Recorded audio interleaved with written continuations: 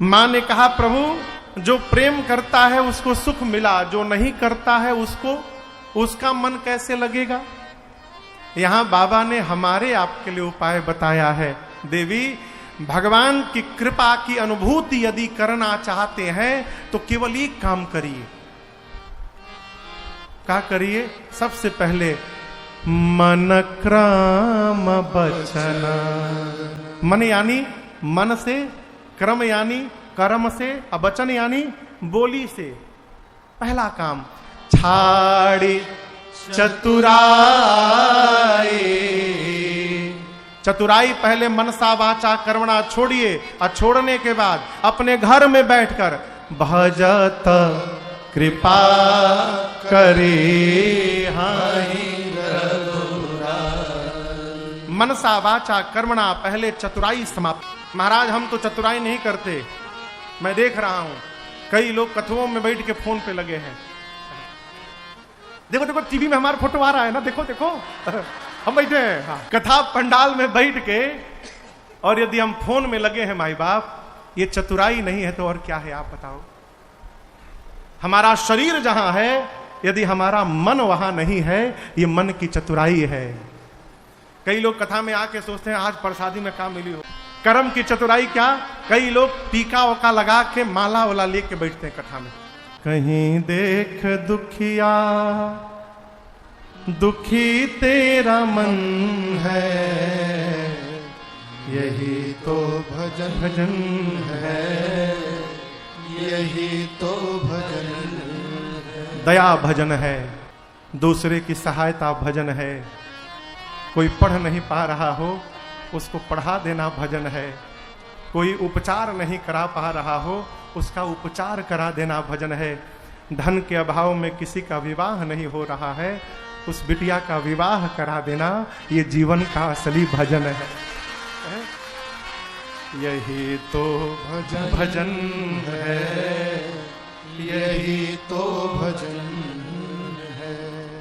एक दिन मां कौशल्या ने मेरे प्रभु श्री राम जी को सुंदर सजाया, बिठौना लगाया, अब पालने में मां ने सुला दिया। राम जी जब पालने में सो गए तो अपने कुल के भगवान इष्ट रंगनाथ भगवान की पूजा करने हेतु मां स्वयं स्नान की, कुछ पकवान बनाई और जाके मंदिर में मैया ने भोग लगाया। भोग लगाते समय पर्दा लगा देना चाहिए। क्यों? भोजन और भजन ये पर्दे का काम है, ये प्रदर्शन का काम नहीं है। एक निवेदन करूं आप लोगों से, भगवान को जहां तहां लेके टहलना बंद करिए। भगवान है, आप सोचोगे महाराज कथा में लाएंगे, कथा में भगवान सुनेंगे। ये केवल 3 जन नहीं है पास में, बहुत बड़ा परिवार है। कमरे में आइए तो देखिए, ये 3 लोग सुन रहे हैं तो क्या वो नहीं सुन रहे हैं? भगवान सर्वत्र है। क्यों मना कर रहा हूं? वो खिलौना नहीं है, वो भगवान है। जहां तहां भीड़ में धक्का में जैसे तैसे आप साधु तो है नहीं, आप गृहस्थ है ना। महात्मा जो साधु भ्रमण में रहते हैं वो भगवान को लेके चलते हैं। भाई हम कहां रहेंगे कहां नहीं रहेंगे, भगवान को कौन भोग लगाएगा। लेकिन आप घर में, हाँ यदि आपके घर में कोई नहीं है, आप ही हैं भगवान की सेवा करने के लिए, तो आप अपने ठाकुर जी को लेकर आइए। लेकिन जहां आए हैं, जहां रात्रि में रुक रहे हैं, वहां पधराइए। अब जैसे काशी आप कथा करने आए, सुनने आए हैं, तो काशी में कहीं रुके तो होंगे, होटल में, आश्रम में, किसी के घर में। जहां रुके वहां ठाकुर जी को पधरा दीजिए, बढ़िया आसन लगाकर, वहीं भोजन लगाइए, भोग लगाइए। कथा सुनने आइए तो लेके ना टहलिए। हमने देखा है भीड़ में ठाकुर जी को नीचे गिरते हुए, इसलिए कह रहा हूं। चेन्नई से कथा गा के रात में 3 बजे फ्लाइट पकड़े, विनय थे, मैं था कलकत्ता, लाला को लेकर बैठी, कन्हैया को लेकर। जेट एयरवेज की फ्लाइट थी, उसमें जेट एयरवेज में भोजन वोजन भी देते हैं लोग जहाज में। लाला को सामने रख कर माई अंडा खा रही थी, वो भी कब? रात को 3 बजे। लाला सामने बैठ, मैंने कहा माई ये क्या कर रही हो? ठाकुर जी सामने बैठे हैं। बोली हम अपने मुंह में खा रहे हैं, आपको क्या प्रॉब्लम है? मन ठीक नहीं है माई बाप, आप भगवान हैं, खिलौना नहीं है।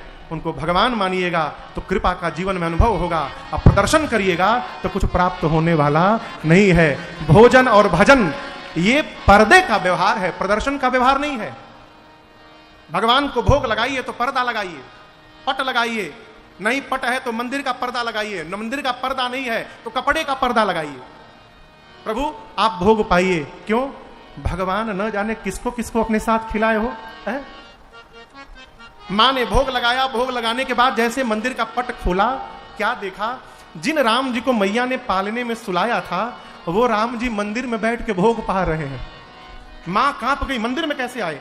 दौड़ कर गई पालने में, जाकर देखा पालने में सो भी रहे हैं, मंदिर में आई खा भी रहे हैं।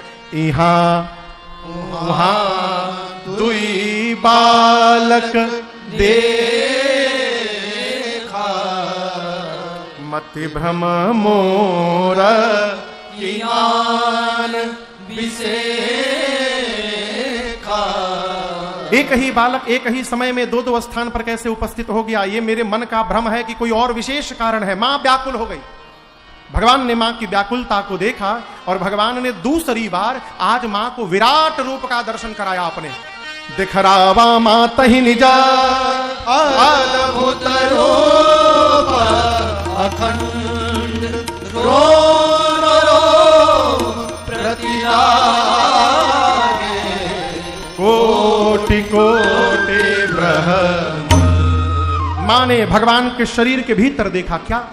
अगणित रवि शशि शिव चतुरानन, अगणित रवि शशि शिव चतुरानन, बहुगिरि सरित सिंधु महि कानन, बहुगिरि सरित सिंधु महि कानन, काल कर्म गुण ज्ञान सुभाओ, काल कर्म गुण ज्ञान सुभाओ, सो देखा जो सुना न खाओ, सो देखा जो सुना न खाओ, देखी माया सब विद गाढ़े, देखी माया सब विद गाढ़े, अति सभीत जोरे कर ठाढ़े, अति सभीत जोरे कर ठाढ़े, देखा जीवन चावै जाहे, देखा जीवन चावै जाहे, देखी भक्ति जो छोड़े ताहे, देखी भक्ति जो छोड़े ताहे, तन पुलकित मुख बचन न आवा, तन पुलकित मुख बचन न आवा, नयन मोदि चरणन सिरुनावा, नयन मोदि चरणन सिरुनावा, विषमयवंत देखी महतारी,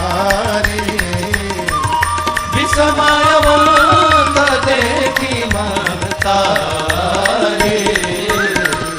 भय बहुरे शिशु रूप करारे, भय बहुरे शिशु रूप करारे, भय बहुरे शिशु रूप करारे। मां ने भगवान के शरीर में अनेकों चंद्रमा, अनेकों सूर्य, अनेकों ब्रह्मा, अनेकों शंकर, अनेकों पर्वत, नदियों को, समुद्रों को देखा, काल कर्म ज्ञान गुण स्वभाव को देखा। मां ने माया को देखा जो हाथ जोड़ के भगवान के सामने डर के मारे खड़ी थी।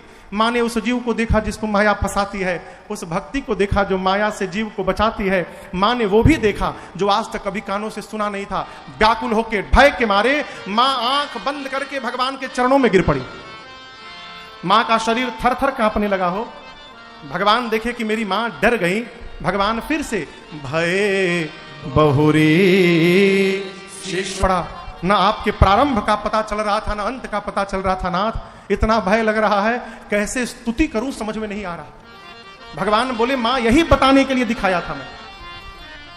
मुझे एक साथ मंदिर में और पालने में देखकर आपको विस्मय हो गया कि मैं एक साथ दो जगह कैसे हो गया हूं। मां, तेरा राम जीव नहीं है, जगदीश है, मंदिर और पालना नहीं। मैं चाहूं तो धरती के एक एक तिनके में प्रकट होने की शक्ति रखता हूं। जहां चाहूं वहीं प्रकट हो सकता हूं। इसलिए मुझे लेकर कभी संदेह में ना रहिएगा। राम जी मां को बताएं और हाथ जोड़कर बोले, मां आपसे आपको जो दिखाया है मैंने, यह जनी कह से सोनो मां। आप किसी से कहिएगा मत ये। मां ने कहा, नहीं कहूंगी, आप भी वचन दीजिए, आज के बाद आपकी माया मुझे कभी व्याप्त नहीं होगी। भगवान ने मां को वचन दिया है। कुछ समय बीता, चारों भाइयों का चूड़ाकरण हुआ। चूड़ाकरण के बाद जब चारों भैया कुमार अवस्था में पहुंचे तो यज्ञोपवीत संस्कार हुआ। यज्ञोपवीत समझते हैं? जनेऊ। यज्ञोपवीत के बाद भगवान गुरुकुल में पढ़ने गए और भगवान गुरुकुल में संस्कार की पढ़ाई पढ़ के आए। देखिए, बच्चों को संस्कार दीजिए मत। क्या बोल रहे हैं महाराज? सही बोल रहा हूं। बच्चों को संस्कार मत दीजिए, अपने संस्कार में रहिए। आपको देखकर आपके बच्चे अपने आप संस्कारी हो जाएंगे। बाहर निकले, वो जाने लगे तो महाराज ने कहा इधर आइए भाई साहब, आपने अपने बेटे से 4 बार कहा कि मुझे प्रणाम करे, उसने नहीं किया, आपने मार दिया, अच्छी बात, पिता हैं आप, लेकिन आपने ये जानने का प्रयास किया कि उसने मुझे प्रणाम क्यों नहीं किया? बोले नहीं महाराज। महाराज जी बोले मैं बताता हूं, बाप होकर जब तुमने प्रणाम नहीं किया तो बेटा तो तुम्हारा ही है, उसने भी प्रणाम नहीं किया। इतना सा मुंह हो गया उनका, इतना सा। ये प्रसंग कहता है माई बाप, संस्कार की भाषा ना बोली जाए, संस्कार का उपदेश ना किया जाए, संस्कार में रहा जाए। हम यदि संस्कार में रहेंगे तो हमारी संतान हमको देखकर अपने आप संस्कारित हो जाएगी। राम जी प्रातः काल जगते हैं तो माता पिता श्रेष्ठ जनों को घूम घूम कर प्रणाम करते हैं, माता पिता से आज्ञा लेकर भोजन करते हैं। गुरुकुल में गए, वेद पुराण की कथाओं को पहले स्वयं सुनते हैं, फिर भाइयों को सुना के समझाते हैं। और सबसे बड़ी बात कहूं, अयोध्या में कुछ भी करना होता है ना राम जी को, तो जाकर अपने पिताजी से पूछते हैं, पिताजी आज्ञा हो तो हम ये व्यवहार कर ले। पूछ पूछ कर, आज्ञा मांग मांग कर व्यवहार करते हैं। और महाराज राम जी के इस चरित्र को देख कर गदगद